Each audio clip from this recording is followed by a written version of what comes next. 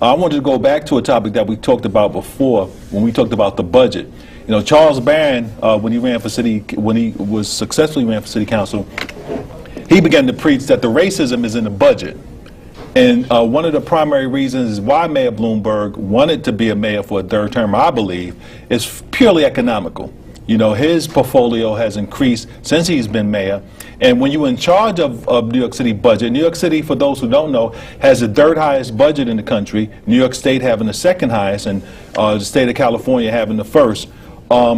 These individuals, that's massive amount of money. And when you talked about white men making other white men rich, you know, a lot of these government contracts are no-bid contracts. These are contracts that are given by the governor and his administrators and the mayor and his administrators to whomsoever. And I know there was a lot of articles written about some of the contracts given away by Mayor Bloomberg. These individuals do very little business with African American and Latino people. So this taxpayer money, this budget, and this is every year, New York City spends $63 billion, New York State $163 billion. Every year this money is spent, and these individuals are making money hand over fist while we continue to have 50% black male unemployment. You know, it's unfortunate that people don't really have a clear understanding on the finances of city and state government. Right. You know, this is your money. Exactly. You know, we were talking earlier, and someone stated that, you know, CUNY could be free. CUNY's never going to be free. That's taxpayers' dollars. Those schools are being paid for. Those educations are being paid for. It's being paid for by taxpayers. You may not be paying directly out of your pocket for your child to go to school, but that money is being utilized to ensure that our kids get educations. You know, we have a tendency to think that the taxpayer dollar is really non-existent. It's just money that just appears. That's real money. People are making a lot of money. People are becoming very rich, as you just stated. But we have to be clear. We should control where those dollars go. Exactly. We should control how that money is disseminated in the benefit of the collective. So that's what we have to start paying attention to. You know, when you say CUNY should be free, CUNY was free when the majority of it were white folks. Right. People like Koch, A. Beam, all got their miseducation or their education free there. When the large number of blacks and Latinos started coming into the CUNY system, that's when you began paying tuition, and now CUNY is one of the higher tuitions in the state. Right. And one of the other things that Charles Barron has pointed out that a lot of people don't know, you know, you have so many individuals holding seats of influence, commissioners, directors, unnecessarily, who are getting paid six-figure salaries.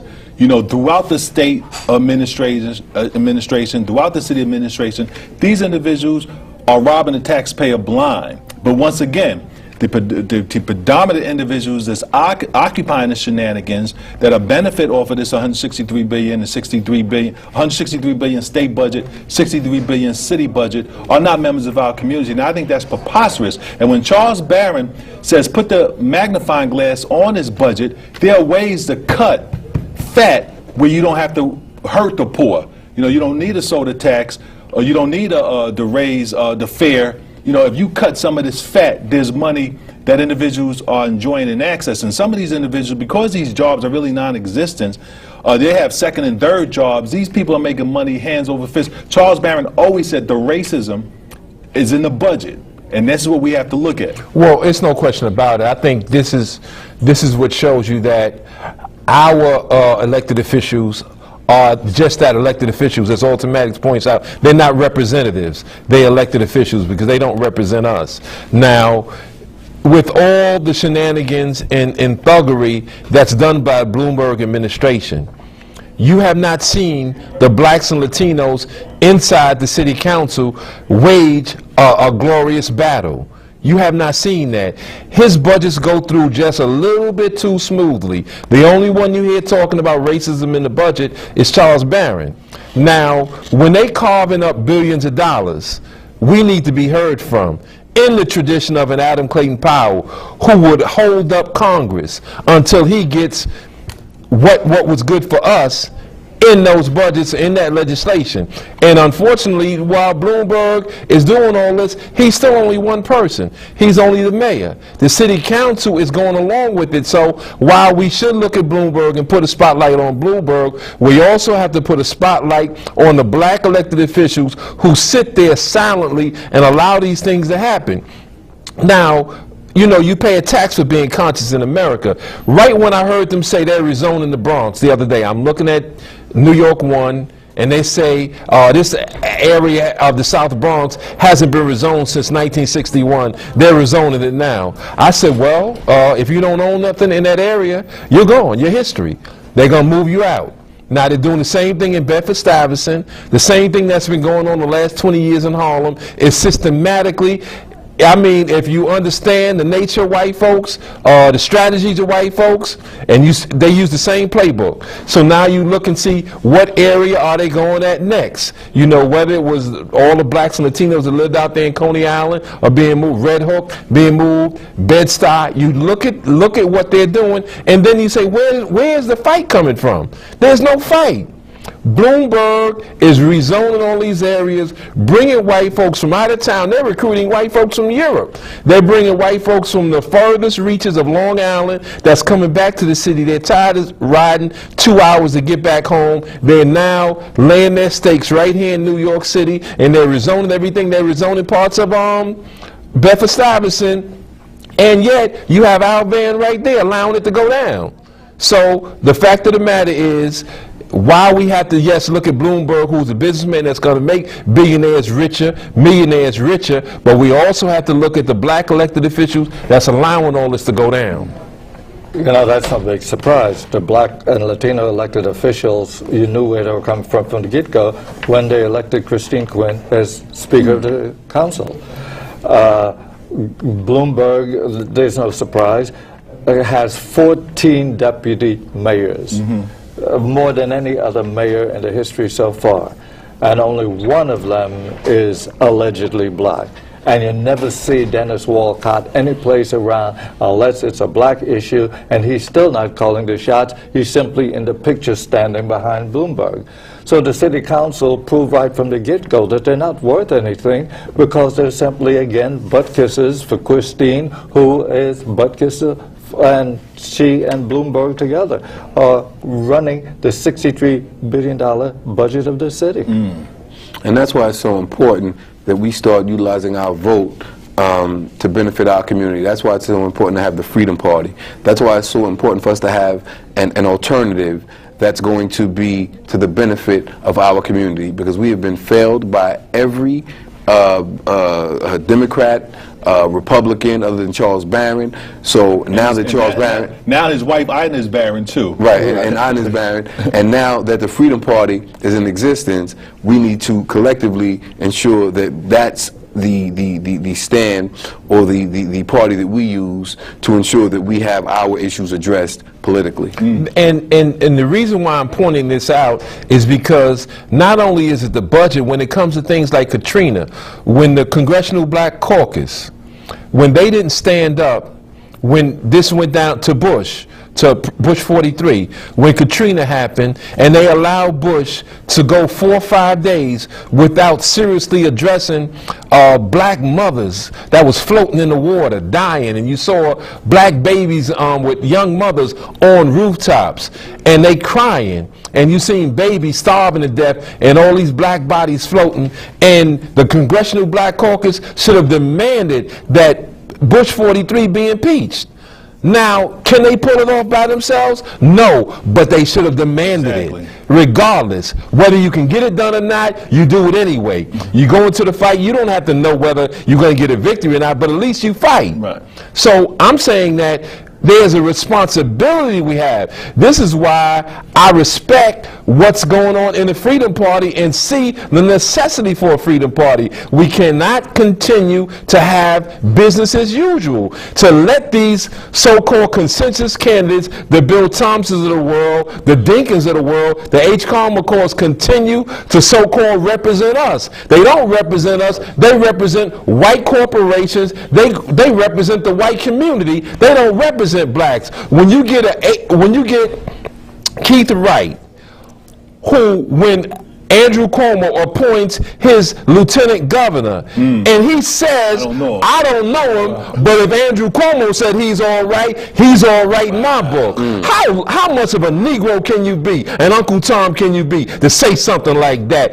Because he knows that our people will not punish him for that, so he can kiss white folks' butts publicly the same way Al Van and all those other Negroes in the city council did not vote for Charles Barron and can still walk around in public and not be checked by the black community.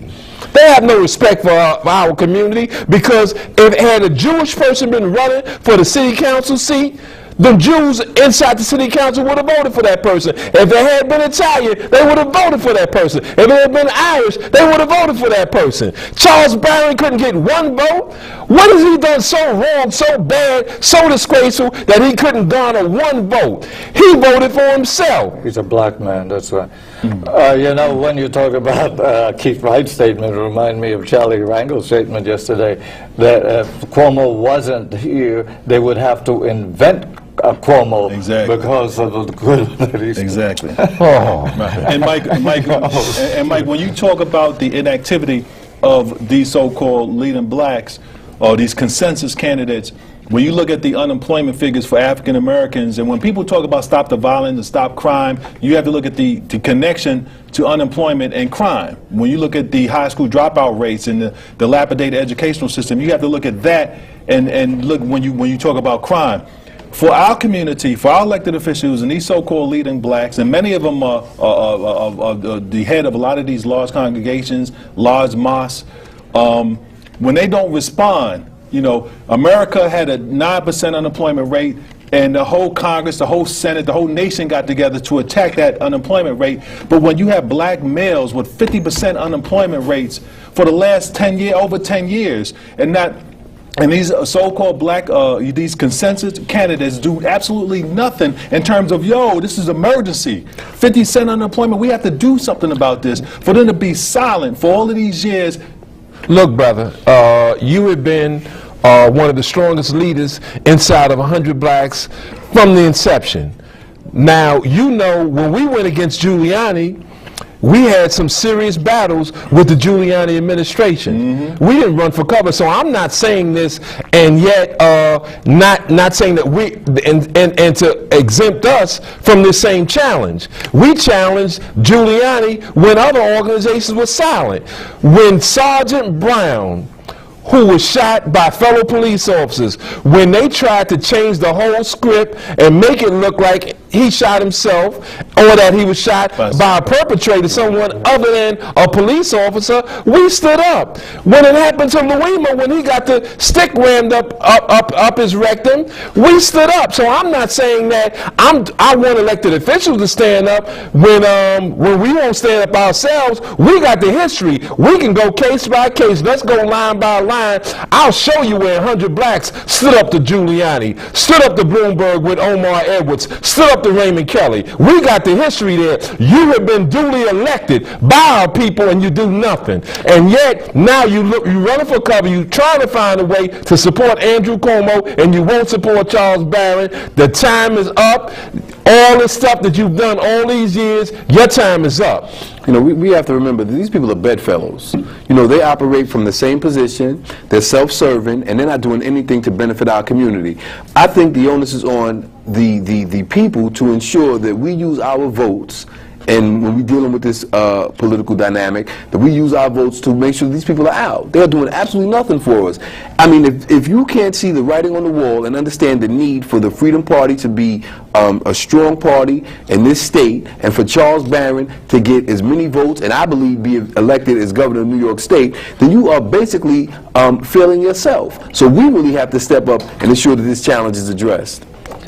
I'm not so sure where we got this fancy word consensus candidates from. What does that mean? Is that a cover-up so we don't use the right thing? They're house niggers. There ain't no such a consensus. They work, when you say they didn't do anything for us, no, not only they didn't do anything for us, everything they do is against us. When you could go out there and you could say that Cuomo is the man that we should be voting for, it's not so much you're not doing anything for us, you're fighting against us because you're putting a cracker up there who has absolutely no use for black folks and is not going to give a damn about working people's issues, black folk issues, or anything. Well, you know what? One thing I have to say very quickly: anybody that's in the sound of our voices and understand the need for the Freedom Party, I think you should tell everyone you know.